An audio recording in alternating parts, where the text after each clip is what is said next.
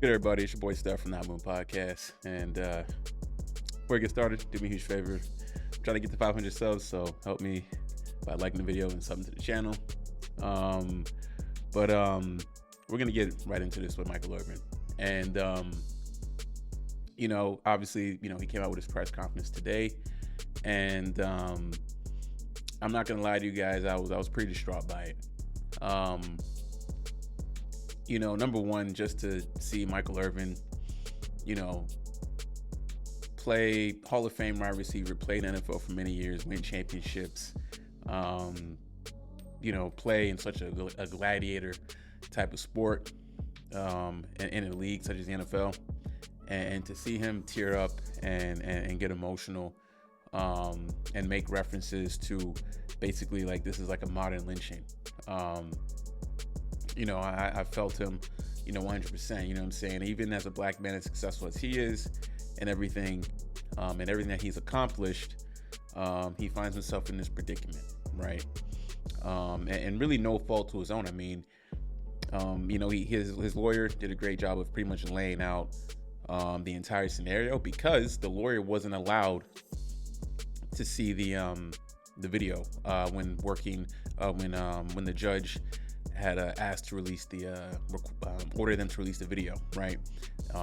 They didn't do it, so the lawyer, had to go there and watch it, and the lawyer said it was very uncomfortable telling him that he can't record and check his pockets and all this other stuff, and the opposing counsel was watching the video, watching him while he watched the video, just very, very awkward and very weird, right?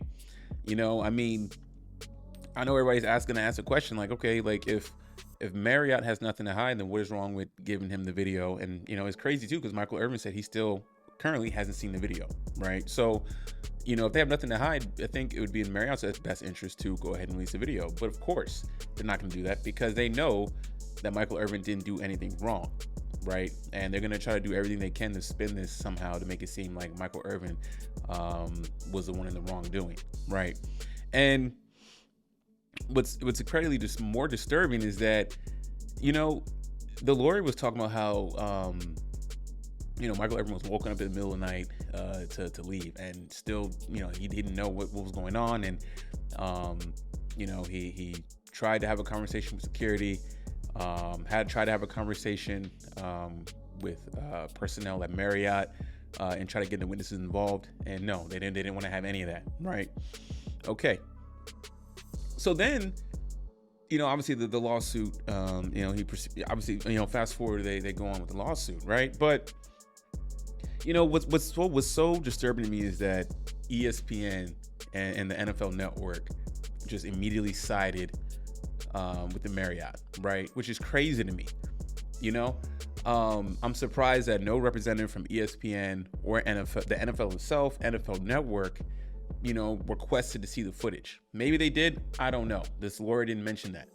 You know what I'm saying? You see how the current players are. You hear talks of, like, even recently with like, John Moran, and you hear talks of like the NFL has former FBI agents. They know what players are doing. They know where players are. And, and back to the NFL, how like, if a player got in any trouble or anything like that, there's footage, and the NFL most likely will have the footage before we do, before anybody else does. You know what I'm saying? They have strong resources, and it's crazy to me that the NFL and or ESPN didn't even get access to the footage, or get to the bottom of it, or use their representatives, or use their pool, you know what I'm saying, to help back Michael Irvin. It seems like they were so quickly to just dismiss Michael Irvin and didn't use any resources to back your Hall of Fame receiver on a historic franchise as the Dallas Cowboys, and they didn't do anything.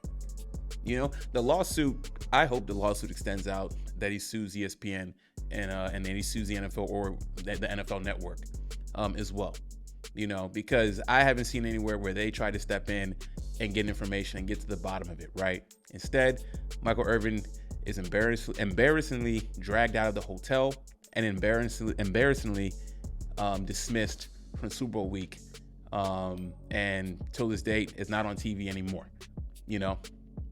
Just unfortunate, just very sad. I think the Marriott situation will get dealt with, but I think the NFL is next, and ESPN is next to get sued, and I think they should get sued hard, probably if not more than the Marriott. But that's just my opinion, and hope Michael Irvin pulls through this, and we can have a good conclusion for him as well. So anyways, guys, thanks for listening. Please like, subscribe. I'm out.